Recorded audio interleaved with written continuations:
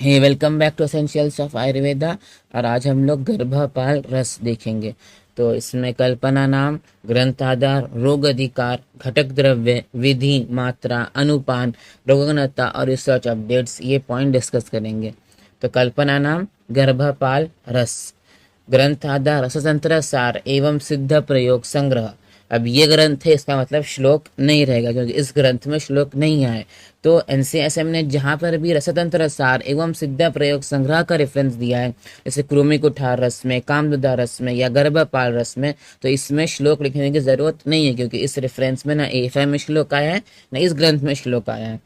उसके बाद फिर रोग अधिकार, गर्भिणी रोग अधिकार। ठीक है, तो गर्भ की रक्षा करने के लिए, उसको संरक्षण करने के लिए ये दिया जाता है। बेसिकली इसको गर्भिणी को ही दिया जाता है। तो पहले 3 पॉइंट, कल्पना नाम गर्भपाल रस, ग्रंथ आधार रसतंत्र सार एवं सिद्ध प्रयोग संग्रह और रोग अधिकार गर्भिणी रोग। ठीक है, फिर घटक द्रव्य क्या है? हिंगुल, नागवंग, त्रिजातक और कटुत्रय। तो हिंगुल, नागवंग, नाग शतपुटी, नागभस्म, वंगभस्म, त्वक, तेजपत्ता और एला, सूक्ष्म एला, शुंठी, मरीच, पिपली, त्रिकटु, वियोश, कटुत्रय। तो ये पहले 9 घटक द्रव्य याद रखने को इजी है।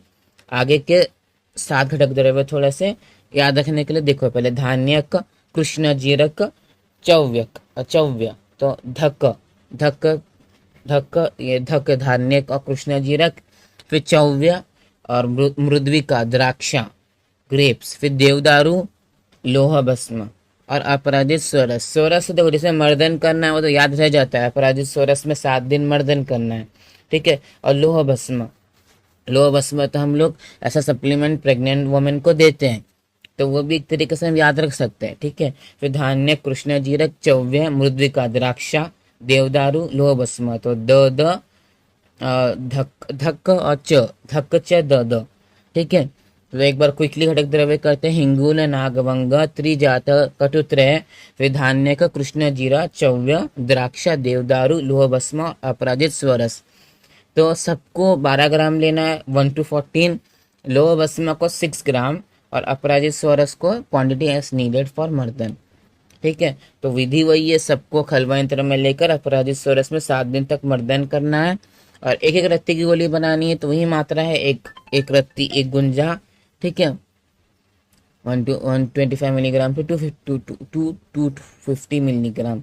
फिर अनुपान द्राक्षा जल, इसका अनुपान यूनिक है द्राक्षा जल, तो ध्यान रखो द्राक्षा जल। ठीक है, तो इसलिए एएफआई में द्राक्षा जल कैसे बनाना ये नोट भी आया है कि 30 ग्राम द्राक्षा ग्रेप्स को 120 ग्राम जल में मर्दन करना है। मतलब 1 ग्राम द्राक्षा को 4 ग्राम जल में मर्दन करेंगे, फिर छान कर जो जल मिलेगा उसको द्राक्षा जल बोलेंगे।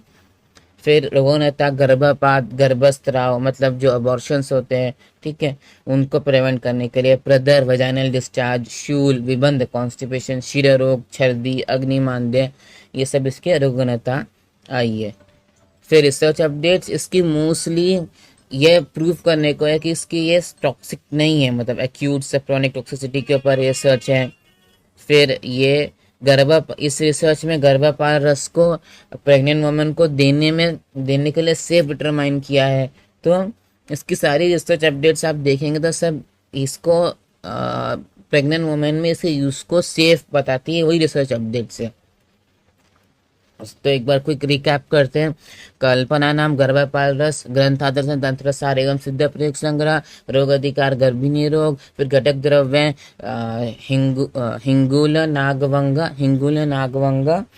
त्रिजात, कटुत्रय और फिर धान्यक, कृष्ण जीरा, चौव्य, द्राक्षा, चौव्य के बाद द्राक्षा, फिर देवदारू और फिर लोह भस्म, फिर अपराजित स्वरस। ठीक है, तो ये सब है। उसके बाद फिर इसको अपराजित स्वरस में 7 दिन तक मर्दन करना है। मात्रा 1 से 2 गुंजा। इसका अनुपान है द्राक्षा जल। द्राक्षा जल कैसे बनाएंगे? 30 ग्राम द्राक्षा में 120 ग्राम पानी डालकर मर्दन करेंगे और उसको छान लेंगे। इसकी रोगनता वही है, गर्भपात, गर्भस्राव, ठीक है, अग्निमांद्य, ठीक है, शिरशूल, विबंध, वही सब उसके रोगनता है। फिर रिसर्च अपडेट्स मोस्टली इसको प्रेग्नेंट वुमेन में इसके यूज को सेफ बताती है, तो उसको टॉक्सिक नहीं है, यही प्रूव करने की रिसर्च अपडेट्स है। तो thank you, thanks a lot.